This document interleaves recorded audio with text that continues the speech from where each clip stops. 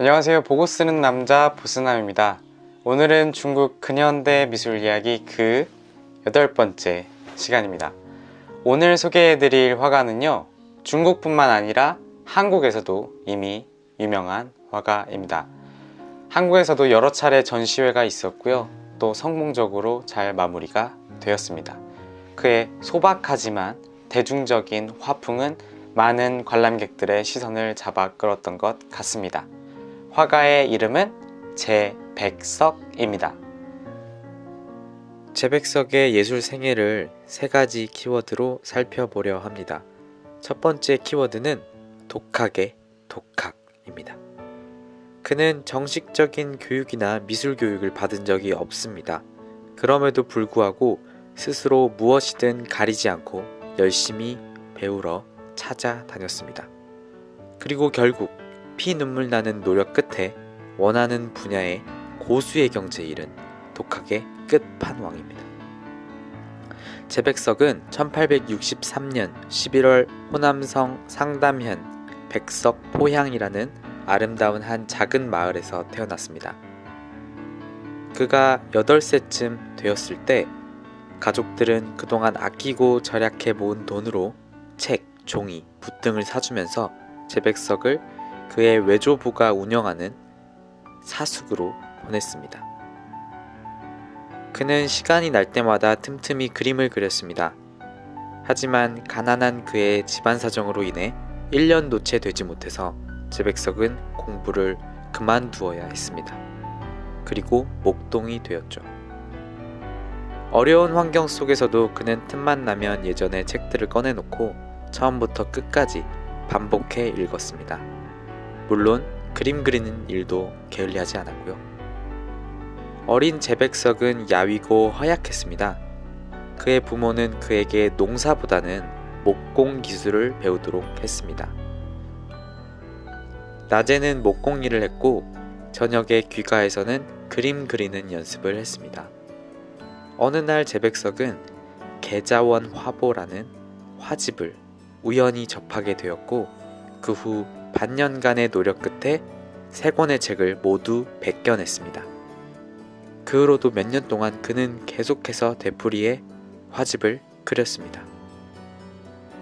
그는 회화 기법을 습작하는 동시에 전통적으로 축적되어 온 도장 파는 일, 즉 전각 예술에도 깊은 관심을 가졌습니다.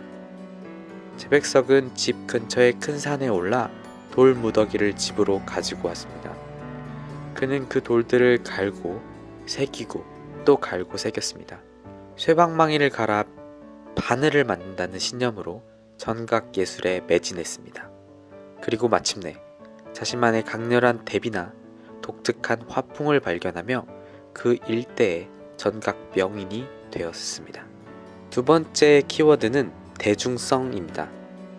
제백석의 창작 주제는 주로 그에게 익숙한 생활 속에서 나온 것이었습니다.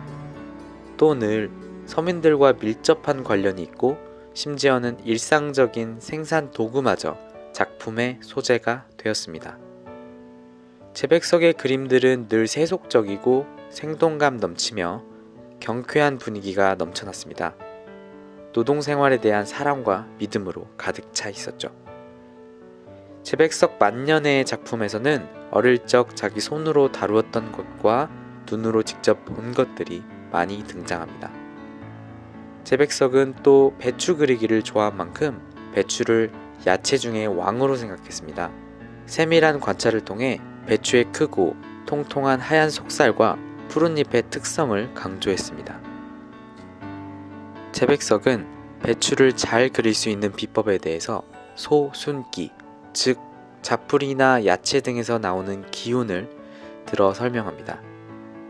제백석이 말한 소순기란 하나는 화가로서의 생활에 대한 태도와 노동 인민에 대한 사상 감정을 말하는 것이고 또 다른 하나는 작품 자체에서 흘러나오는 생활의 흔적들을 말하는 것입니다.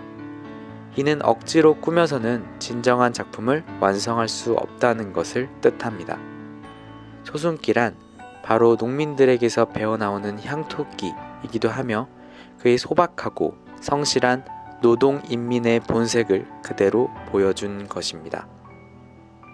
제백석은 고향의 청산 녹수를 사랑했고 꽃, 새, 물고기, 벌레 등도 사랑했습니다. 시간 날 때마다 물가에 조용히 앉아 작은 새우들의 생활 습성을 세심히 관찰하거나 계곡에 앉아 개들이 기어다니는 모습을 유심히 관찰했죠. 제백석은 특히 새우 그림으로 유명합니다. 그가 새우를 그릴 때는 몇 필 정도의 움직임으로 손쉽게 그린 듯하나 사실 그것은 수십 년간 땀 흘려 쌓아온 득도의 경지인 것입니다. 제백석은 유명해진 뒤에도 늘 책상 위에 새우가 담긴 큰 사발을 놓고 새우의 생활 습성을 관찰하곤 했습니다. 이 그림은 농담의 변화가 많은 수묵 운용을 주로 하고 있으며 용필이 명료하고 필법의 변화가 다양해 새우의 움직임이 자연스럽습니다. 제백석은 그의 창작 철학에 대해 이렇게 말했습니다. 作画妙在思与不思之间，太思为媚俗，不色为妻。 그림을 그리는 데 있어서 기묘함은 같은 것과 같지 않은 것 사이에 있는데 같은 것은 세상 흐름에 따라가는 것이고 같지 않은 것은 세상을 기만하는 것이다 라고 말했습니다. 세 번째 키워드는 거침없는 풍자입니다. 제백석은 정부의 부패로 인해 좌절한 국민들을 생각하며 항상 가슴 아파했습니다.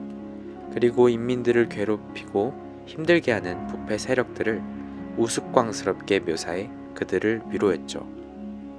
대표적으로 그가 그린 부도옹, 오뚜기 그림은 그 형상이 독특하고 생경하여 사람들로부터 많은 칭송을 받았습니다. 화가는 부정부패한 정부의 관료를 우스꽝스런 오뚜기의 형상으로 묘사했습니다. 항일 전쟁에서 중국이 점차 승리를 얻어갈 무렵 일본 침략자들은 날로 몰락하고 멸망해 갔습니다. 이때 제백석은 방해, 개라는 그림을 그렸습니다. 이 그림은 진흙 속에 빠진 개가 안간힘을 다해 발버둥쳐 보지만 점점 더 깊게 빠져들어가고 죽을 일만 눈앞에 있다는 것을 상징하고 있죠. 안간힘을 다해 살려고 발버둥치지만 결국은 전쟁에 패하여 도망가는 신세가 되어버린 일본 침략자들을 풍자하는 그림입니다. 군서도라는 그림을 보시죠. 이 그림 속에서 일본 침략자들은 이리저리 쫓기는 신세가 된 길거리의 쥐들로 묘사되어 있습니다. 제백석은 처음에는 먹고 살기 위해 그림을 그렸습니다. 생계가 그를 왕성한 창작 활동으로 몰고 가긴 했지만 무엇보다도 본질적으로 그 바탕에는 어린 시절 대자연을 향한 집요한 관찰력 그리고 예술에 대한 지칠 줄 모르는 열정이 그 핵심적인 예술 창작 동기였다고 할 수 있겠습니다. 그는 또 고령의 나이에도 불구하고 끊임없이 그를 뒤돌아보면서 더 나은 예술 창작을 위해 노력을 많이 했습니다. 인민들에 대한 따뜻한 관심과 애국지심으로 중국 미술계에 잊지 못할 큰 공헌을 남긴 위대한 화가이기도 합니다. 오늘은 중국의 위대한 화가 제백석에 대해서 알아보았습니다. 다음번에 새로운 화가 또 새로운 이야기로 찾아오겠습니다. 지금까지 시청해주셔서 감사합니다.